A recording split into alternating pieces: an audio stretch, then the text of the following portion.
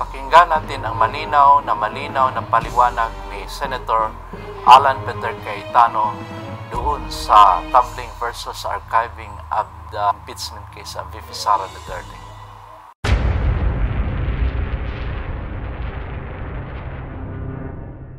Want to note yung sinabi sa Supreme Court decision na immediately executory, di ba? So anong kaibahan ng i-table at saka i-archive? Yung i-table, simpleng salita, isang tabi muna. So meaning buhay siya, pero hindi muna dinidiscuss. So ang problema, kung ite-table namin yung motion ni Senator Marcoleta, ibig sabihin nun, nandyan pa, hindi namin ginagalaw, pero nandyan pa yung case. Labag yun sa sinabi ng Supreme Court na immediately executory. Pero kung isang tabi mo, ibig sabihin buhay siya, pero pag naging final yung decision, pwede mong patayin. So ang kaibahan naman nung motion na pinasa natin ngayon na in-archive na siya, na sinunod yung Supreme Court decision, pinatay na siya. So kung ma-reconsider ng Supreme Court, pwede mong buhayin. So in one sense, many people will say, hindi ba pareho lang yon na yung buhay pwede mong patayin, yung patay pwede mong buhayin. Magkaiba siya because we live under a constitutional democracy.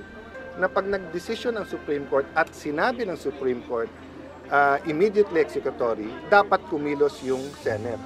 Pag hindi kami kumilos doon, what's to stop us in small or big decisions later on? And then lastly, yung sinabi ko kanina, di ba, na ang spirit ng Constitution, isang impeachment lang. At yun din ang desisyon.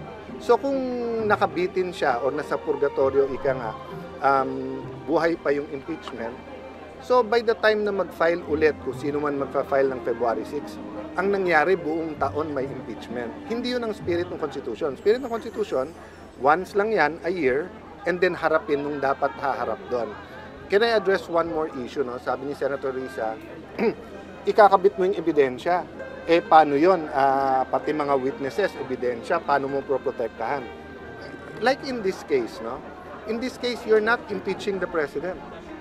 You're impeaching a vice president na kalaban ng administrasyon. Hindi kaya ng administrasyon protektahan ang mga witnesses at ebidensya. Di ba? And in the past, we have impeached presidents and been able to put our witnesses forward. Whether it's the Hello Garcia or before that, Senator Cheese and I at kung sino man makasama namin has been able to do that. So yes, importanteng protektahan ang witnesses, di ba? Pero hindi pwedeng yun ang dahilan para wag i-attach ang mga ebidensya kung mag-i-impeach tayo ng impeachable officer. So is correct to say, sir, na patay na yung impeachment? Yes. Kasi sabi nga ng Supreme Court, di ba, void ab initio. Kaya nga sabi ko, parang sinabi sa iyo, there was never an us. Diba? Kasi iba yung sabihin mong ex ko yon. Iba yung sabihin mong dati pero divorce na kami ngayon or hindi na kami. Iba yung sabihin mong there was never an us. So, pag sinabing void ab initio, from the start, wala yon. Kaya, kung sinabi ng Supreme Court may mali lang, pero hindi siya void ab initio, dapat nag-convert kami into ay impeachment court ngayon. Pero sinabi kasi nila from the start eh.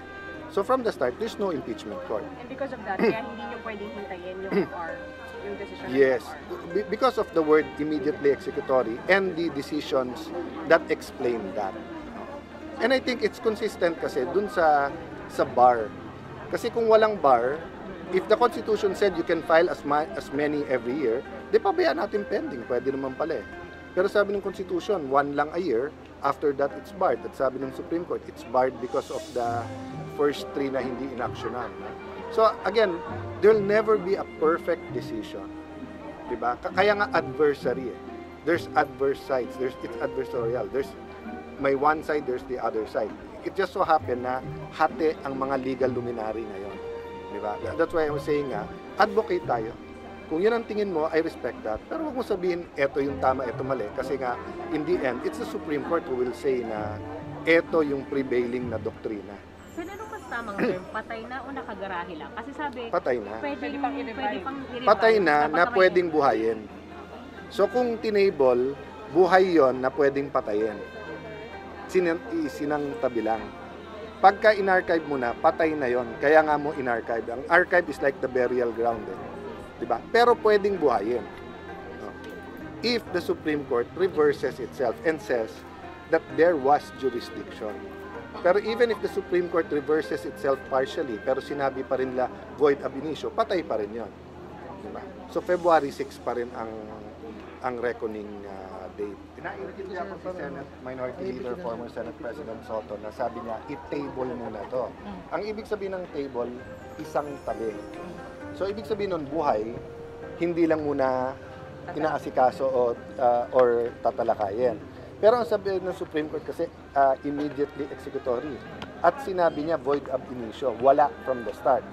So, mas akma yung aksyonan namin, tapos i-archive. No? Ibig sabihin, patay na to, pero pagka ang Supreme Court ay nagbago ng desisyon, pwedeng buhayin. But as of now? As of now, ibig sabihin kasi ng archive, parang ibig sabihin nilibing mo eh. Diba? Ang ibig sabihin kasi nung tinable mo, buhay yon. Diba? Wala lang ngayon sa priority na dinidiscuss. Pero yung archive, ibig sabihin, either tapos na yan o patay na yan, kaya doon muna natin ilalagay. So paano naman, Senator, yung mga issues against the Vice President, yung tungkol sa confidential funds, allegedly yung pagbabanta sa buhay ng Pangulo, paano ito matitake up na? Matitake up in impeachment in February 6. Pero ang Quadcom, nag-announce na sila na tuloy-tuloy sila. So, in the areas where the Vice President where people want to hold her accountable, even before her term, I don't doubt Congress will do that. And any committee here can do that, di ba? But of course, with the Supreme Court decision now, ang sinasabi, hindi muna gagalaw yung mga courts of law, pati ombudsman, until may impeachment. But yun, we're talking about August, September, October, November, December, January, February. We're talking 6 to 7 months. So hindi ibig sabihin na inarchive ito ay wala na, sarado na, katapusan na, hindi na makakabol sa accountability ng Vice President? To be fair to the Supreme Court, both to the spokesperson and yung pagkasulat, very clear yun, na hindi nila sinasabing hindi guilty, hindi nila sinasabing wag i-take up, yung sinasabi lang tamang paraan. So ang naglaban dito, hindi yung dapat ba accountable or hindi. Ang naglaban dito, dapat naging accountable, pero dapat tama din yung paraan to hold someone accountable. So isa na lang, paano yung tugon ninyo doon sa number 1, nagsasabi, ba't kayo nagmadali? Hindi hintayin yung ruling ng Supreme Court din sa mga motion for reconsideration. Ang pangalawa, yung sa mga nagsasabi, nakaka-disappoint ang Senate ngayon because of this vote and Okay. bukod sa iba pang mga issue. Okay, akala ko ba mabagal kami? Yun ang sinabi, mabagal kami, di ba, nung niremand namin. Pero sabi namin, dapat sigurado. Ngayon naman nagmamadali. Ano ba utos ng Supreme Court? Immediately executory. Ano ba ibig sabihin ng immediately executory? Sa mismong desisyon ng Supreme Court, sinabi nila, ang ibig sabihin ng immediately executory, wala ka nang hihintayin, yun na yun. So, yun yung dahilan bakit nagmamadali. Ngayon, i-compare natin sa spirit ng Constitution. Ano spirit ng Constitution? Pag tapos na yung isang impeachment, next year ka na. So, hindi ba dapat tayo sumunod doon? Having said that, in a democracy, lalo ito highly charged, hindi matatapos ang usapan dito. Kung nagmadali kami, baliktad ang tinatanong mo sa akin ngayon. Kung hindi namin to inaksyonan today, baliktad ang magiging tanong sa inyo, of course, ng media, ng tao through the media. Bakit hindi nyo sinunod ng Supreme Court? So either way, kailangan sumagot. Diba? So yun nga yung in-explain namin kay Senate President, Senate Minority Leader, dating Senate President Tito Soto. Okay, sabihin mong may napupuna kang hindi gusto sa desisyon ng Supreme Court. In the end, saan ba matatapos? Diba? Pagdating sa constitutional, sa interpretation ng Constitution, in the end, it's the Supreme Court. So kung sasabihin natin hindi susundin yan, so okay, ngayon, mag-nominate na tayo sa CA. Pwede ba namin hindi sundin yung desisyon nila dun sa kaso ni Senator Dingona, yung mga dating desisyon? Pwede ba yung majority nilang maghati-hati sa CA? Hindi pwede, di ba? No, kasi nagsalita na yung Supreme Court. So parang, di ba, may criticism na hindi kayo nag-trial forthwith ng unusang constitution, but you archived it forthwith. Forthwith is interpreted as reasonable time, and it was filed in February 5 na may election. So you look at all the circumstances. Immediately executory is from the Supreme Court. But again, no, in giving you my stand, I'm not saying we're totally correct. Wala nga perfect sa mga pangyayaring ito. And from now on, there'll be a lesson. So look at the bright side. What's the bright side?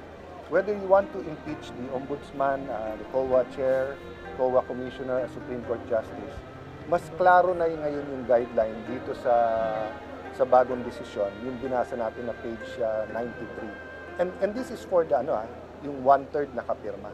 But baliktarin nyo talaga yung sitwasyon. What if napaaga ang paghuli kay President Duterte, pag-aresto? What if nung filing pa lang, what if 1/3 of congressmen now wants the president to be impeached? Do you think yung discussion dito will be exactly the same? I hope so, but I think different. That's why that's the way we have to look at the decision. How do you apply it not only to Sara Duterte? How do you apply it to COA? How do you apply it to Supreme Court? How do you apply it to and not only now. Sino man magiging presidente ng 2028, dapat ganun din yung yung application. Kaya nagustuhan ko yung sinabi ng Supreme Court na they look at history. What's the difference of holding Vice President Sara after 2028 at saka ngayon? You hold her accountable now for impeachment, hindi siya pwedeng tumakbo sa 2028. If you hold her after 2028, it can only be done if she doesn't win. So 2036 pa. So kung accountability lang pag-uusapan, anytime yun. Pero kung pag-uusapan what's good for the country, kaya may impeachment. But sabi ng Supreme Court, do it the right way. Diba? And doon naman ang debate talaga na, and I don't blame the House for saying that's the right way. Kaya lang, nagdesisyon na yung Korte. So kung nagdesisyon yung Korte na right way yung House, wala rin ako karapatan now to say na wag natin ituloy. Thank you, sir. Thank you.